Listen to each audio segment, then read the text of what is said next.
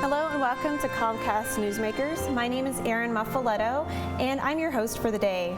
We are in Albuquerque, New Mexico at the Indian Pueblo Cultural Center, and I have the honor of talking with the president and CEO of YWCA New Mexico. So thank you for joining us today. Absolutely, thank you. So tell us a little bit about YWCA and what is the history of that program? So YWCA is a national organization, and then we have local associations throughout the country. And local associations are completely individual, and they're created so that each community can really create services and programs that are specific for those community needs.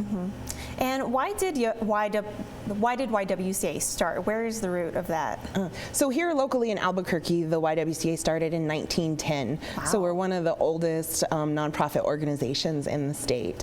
And it really started because women were coming to the city and they needed a place to stay. You know, at the time people said they needed respectable places and respectable places to stay. And so that's how we got started. And throughout all of our 105 years, we've been really changing our services to make sure that we're meeting the needs of the community. And this is a national organization.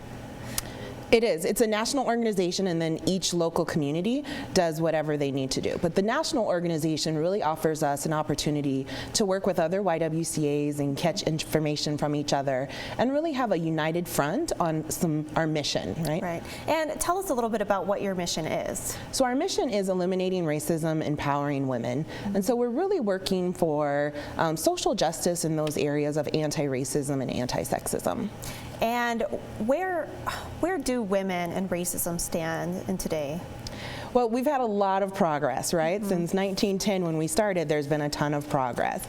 But there's still a lot of things that are marginalizing our communities, right? Pay equity is one of those things. We know that women, and particularly women of color, make a lot less money than men do. Also, affordable child care. I mean, it can be still a problem to find a place to send your children when you go to work. Other things that are happening is there's a lot of fields, professional fields, that even though women are welcome to come in, they're still not necessarily coming in. So things like the science and technology field, women aren't going into those. Healthcare fields, women are kind of regulated to certain areas of that field. And that's some of the things that we really want to work on. So what is YWCA doing to help with that issue? So we have several different programs. One of our programs is called Tech Girls, and it's a middle school after-school program. And what it does is it really works with girls 6th, 7th, and 8th grade to have fun with science, have fun with technology, and see if that can really help them think about it as a career. Right. And it's a mentoring project. So we have mentors who are in the science and technology field who are there so kids can see, oh, this is a woman who has decided to go into this field, and maybe I can too. Oh, that's great. So you're offering great mentorship roles to show these kids you can do more. Absolutely, right? Studies show that when a young girl sees someone, another woman who has been successful in that field, it makes her think that that's probably a career she could be successful in too. Right. So what are some other things that maybe the adults can get involved in? So we have several different adult programs. We have a homeless shelter for female veterans with children. It's often called Henderson House, that's what we call it. And it really works with our female veterans who are returning and maybe aren't coming back to homes and families that they can use for support. And so they can stay at our house for up to 2 years and really gain those skills and education that they need to have a sustainable life.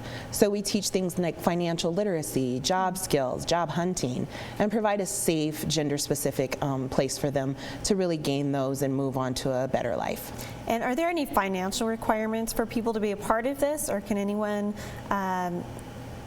partake in these services? Yeah. So for our homeless shelter, you do have to be a veteran, and there are some qualifications for that. But we have other programs. We have a health program for people who don't have insurance, or if their insurance copay is too high and they're looking to get a mammogram.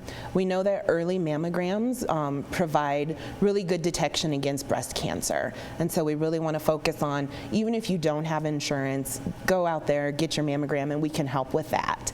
We also have programs programs that are just really focusing on building up your own professional skills. We have a program called the Diversity Leadership Institute, and we do that once a year. And it really gives young women who are new to their profession a chance to work with each other, find some skills, and really another mentoring kind of thing, but it's colleague to colleague rather than someone who's been in the field for a long time with someone who's younger. And then we have annually our Women on the Move Awards event. And the Women on the Move Awards, what it does is it takes women who are really active in social justice and active in our mission, and it awards them for that. And so the community can nominate those women and let us recognize them for the great work that they're doing. That's great. So if people are interested in volunteering or helping YWCA in some form or fashion, how can they do that? Yeah, so we ask that anytime somebody is interested in volunteering or donating to us, that they become a member. And so we say, join our movement. Our movement is really focused on working with young women and working with older women and working with any age woman so that we're not limiting our choices anymore. We've had a lot of progress, and we want to make sure that we're getting all of the choices that we can. And so they can go to our website or they can give us a call.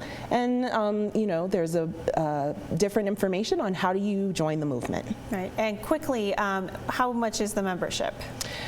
Any donation makes you a member, right? That's great. Yeah. So we have different donor levels. So you can be a YWCA friend, you can be an advocate, you can be a change agent. And so how much you donate depends on those levels. But anybody who donates becomes a part of our movement. Well, thank you so much for being here today and for discussing YWCA with all of our viewers. So, thank you. My name is Erin Muffoletto for Comcast Newsmakers, and thank you so much for watching us today, and thank you.